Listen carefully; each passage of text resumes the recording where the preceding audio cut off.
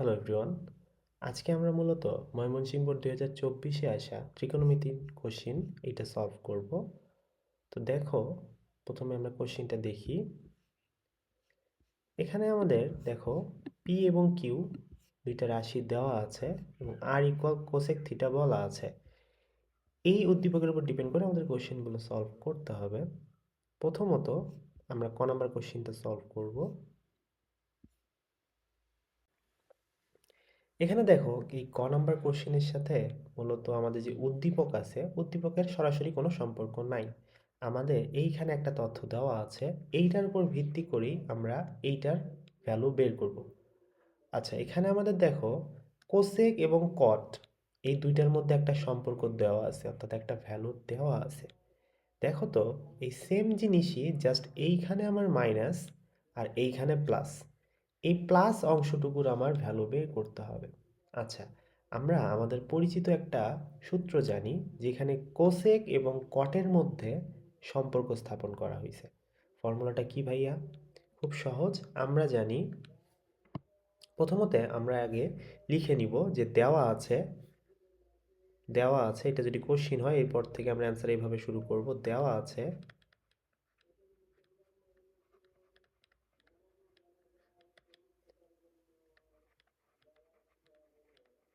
Cosec theta minus কট theta equal 4/3। এইটা আমাদের মূলত দেওয়া আছে। আমাদের উদ্দেশ্য এইটার ভ্যালু বের করা। ওকে, সেটা করার জন্য আমরা আমাদের পরিচিত একটা ফর্মুলা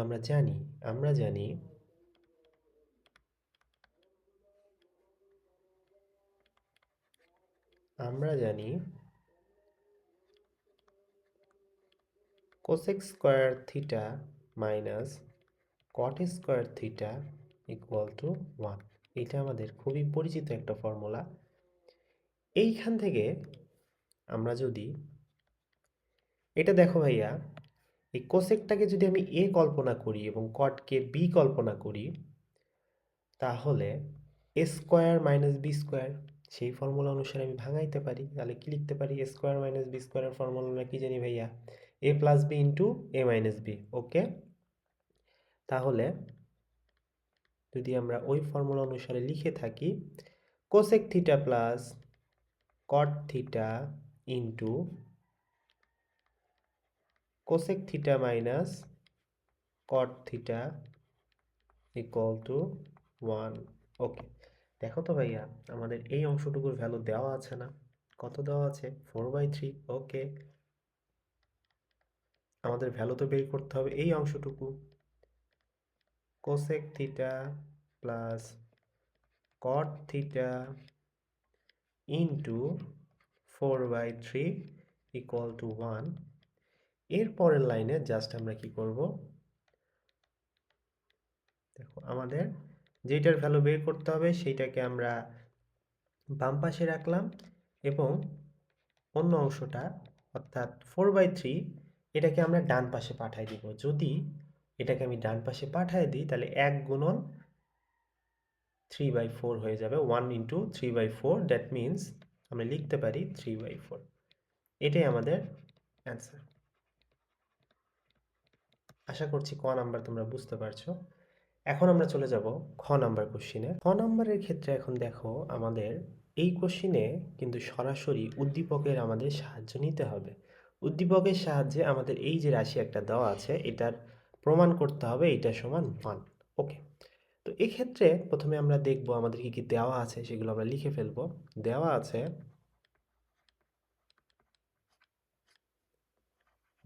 আছে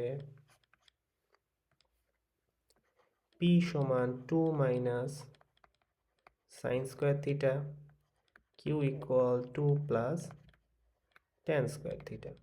এরপরে লেফট হ্যান্ড সাইড সমাদের বলা আছে 1/p প্লাস 1/q।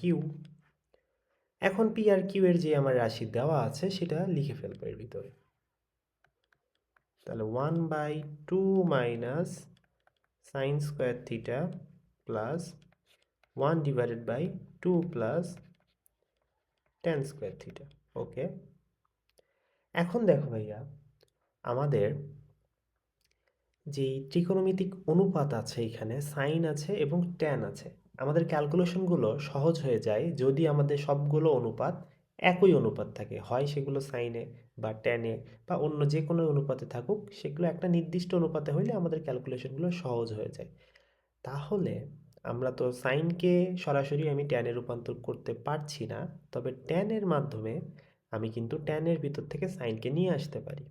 কিভাবে ভাইয়া? আমরা একটা ফর্মুলা জানি, tan theta equal sine theta divided by cos theta. তো এই ফর্মুলার সাহায্যে আমরা এখন লিখব, দেখো আমরা মূলত এই অংশটা যেমন আছে তেমনই রাখবো, আর 2 প্লাস ট্যানের যে অনুপাতকে ভাঙলে আমরা যা লিখতে পারি sine theta by cos theta, কিন্তু এখানে তো স্কোয়ার আছে তার উপরে, আবার তাহলে sine theta by cos theta তার পুরোটার উপরে স্কোয়ার। ওকে, এখন আমরা এখন কি করব? স্কোয়ারটাকে ভাঙাবো। আমরা যদি স্কোয়ারটাকে ভাঙাই তাহলে কি লিখতে পারি? এখানে লিখতে পারবো, এটা যেমন আছে তেমনই থাকবে, plus 1 divided by 2 plus sine square theta divided by cos square theta. আমি এখন যদি পাশাপাশি লেখার চেষ্টা করি তাহলে আমার জন্য সুবিধা। দেখো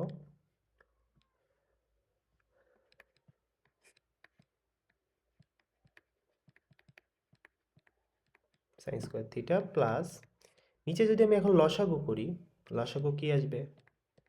কজ স্কোয়ার থিটা।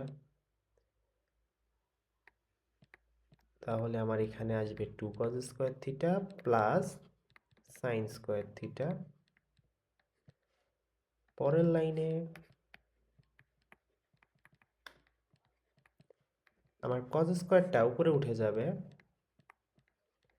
আর 2 cause square theta plus sine square theta হয় লেখা যায়। তবে ভাইয়া আমি বলেছি আমরা চেষ্টা করব সমস্ত অনুপাতগুলোকে একটা অনুপাতে নিয়ে যাওয়া। তো আমি এই টার্গেটে আগাচ্ছি যে আমি সবগুলোকে সাইনে নিয়ে যাব। তাহলে ভাইয়া আমাদের যে এই কজ স্কোয়ার থিটা আছে, আমরা একটা ফর্মুলা জানি, sign square theta plus cos square theta is equal to 1। এইখান থেকে আমরা কি লিখতে পারি? Cause square theta is equal to 1 minus sine square theta, ঠিক কিনা? তাহলে সেটাই যদি আমি এখন লিখতে চাই, আমরা করব কি, উপরে কজ স্কোয়ার থিটা উঠে গেল, সমস্যা নেই। এই যে নিচে যে কজ স্কোয়ার থিটা ছিল সেটা উপরে উঠে যে এই যে এইরকম জায়গায় আছে, এবং এই যে কজ স্কোয়ার থিটা এইটাকে আমি ভাঙাইতে চাচ্ছি, তাহলে 2 যেমন আছে তেমন থাকলো, আর এই কজ স্কোয়ার থিটার সমান লিখলাম আমি 1 minus sine square theta plus আগের যে সাইন স্কোয়ার থিটা ছিল সে থেকে গেল। ওকে, এখন আমি যদি এটাকে আবারও ভাঙাই,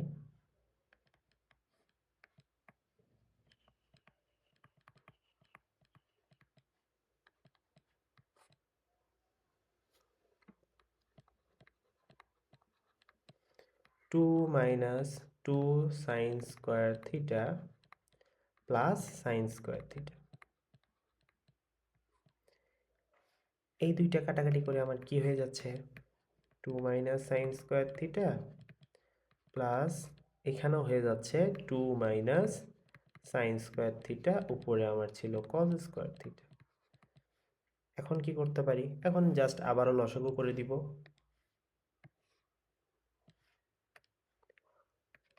আবারও যদি লসাগু করে দিই, 2 মাইনাস সাইন স্কোয়ার থিটা, এখন এইটা দ্বারা কাটলে এখানে কি হয়? জাস্ট 1 থাকে, প্লাস এইখানে কজ স্কোয়ার থিটা থাকে। তো কজ স্কোয়ার থিটা থেকে ভাইয়া আমি আবারও লিখতে পারি 1 মাইনাস সাইন স্কোয়ার থিটা, এটি ইজিলি লেখা যায়। এটা যদি লিখে ফেলি তাহলে ভাই আমার কি হইল? নিচে 2 মাইনাস সাইন স্কোয়ার থিটা এইটা আসলো, আর উপরে 1 plus 1 2 minus sine square theta.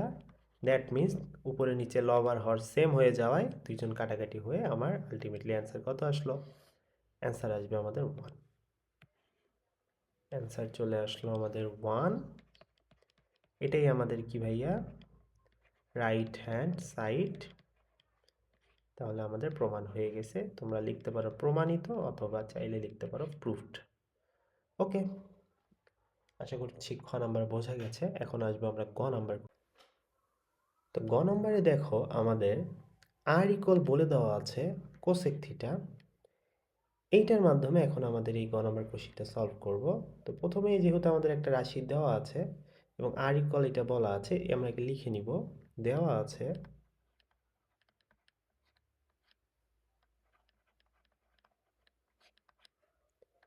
আর ইকুয়াল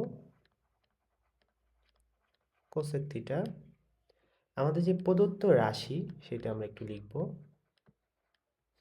প্রদত্ত রাশি 4 divided by r square minus 2 plus 2 root 3 1 divided by r plus root 3 is equal to 0. এখন আমরা r এর জায়গায় জাস্ট কোসেক থিটা বসাই দিব।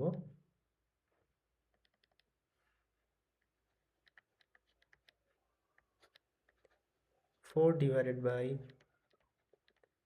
কোসেক, যেহেতু r স্কয়ার তাই আমরা cosec square theta minus 2 plus 2 root 3 into 1 divided by cosec theta plus root 3 is equal to 0.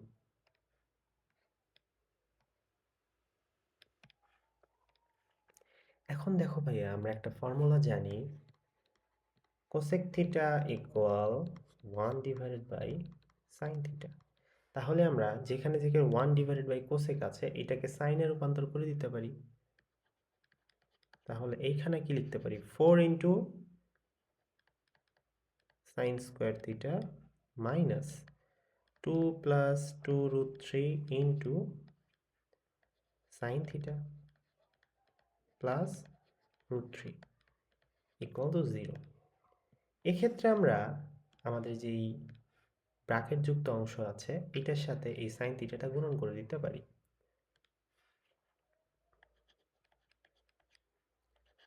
4 sin square theta যেমন আছে তেমন থাকলো। এখানে ভাইয়া এই যে মাইনাস আছে, এই মাইনাসটা খেয়াল রাখতে হবে। মাইনাসের কারণে আমাদের কিন্তু চিহ্নটা চেঞ্জ হয়ে যাচ্ছে। চেঞ্জ হয়ে কি হবে, minus 2 sin theta minus 2 root 3 sin theta, এখানে plus root 3 is equal to 0। এখন এই লাইনে গিয়ে আমরা কি করতে পারি, এখন আমরা দেখব কমন নেওয়া যায় কি কি। প্রথম দুইজনের মাঝে আমি চাইলে 2 sin থিটা কমন নিতেই পারি। তাহলে এখানে কি থাকে, 2 sin থিটা থাকে মাইনাস 1 থাকে। আর পরের যে দুইজন, এইখানে কি কমন নেওয়া যায় ভাইয়া, এখানে একটু মনোযোগ দিয়ে দেখলেই বুঝতে পারবে তোমরা। তোমরা চাইলে এখানে মাইনাস রুট 3 কমন নিতে পারো, যার কারণে এই মাইনাসে মাইনাসে আমাদের প্লাস হয়ে যাবে 2 sin থিটা। ওকে, কমন নেওয়া মানে কি, ওইটাকে ভাগ করা। ওইটাকে ভাগ করা, আমাদের এই দুইজনকে মাইনাস রুট 3 দ্বারা আমরা ভাগ করছি। ভাগ করলে কি হবে, মাইনাস আর মাইনাস কাটাকাটি হয়ে যাবে, রুট 3 চলে যাবে, অর্থাৎ বাইরে চলে আসলো, 2 sin থিটা থেকে গেল। আর এইখানে কি হবে ভাইয়া, এখানে একটা মাইনাস চলে আসবে আর 1 হয়ে যাবে, is equal to 0।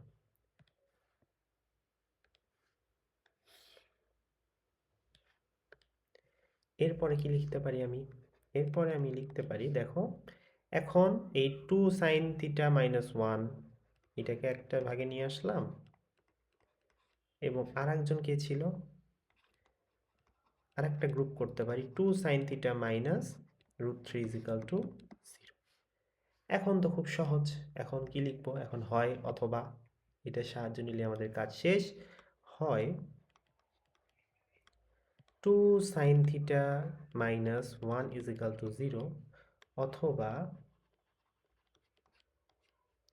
2 sin theta minus root 3 is equal to 0।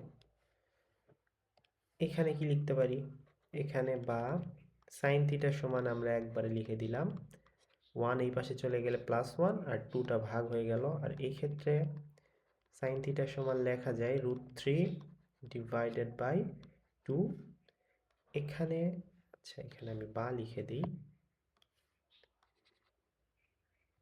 এটা একটা অংশ, এটা আলাদা অংশ, বা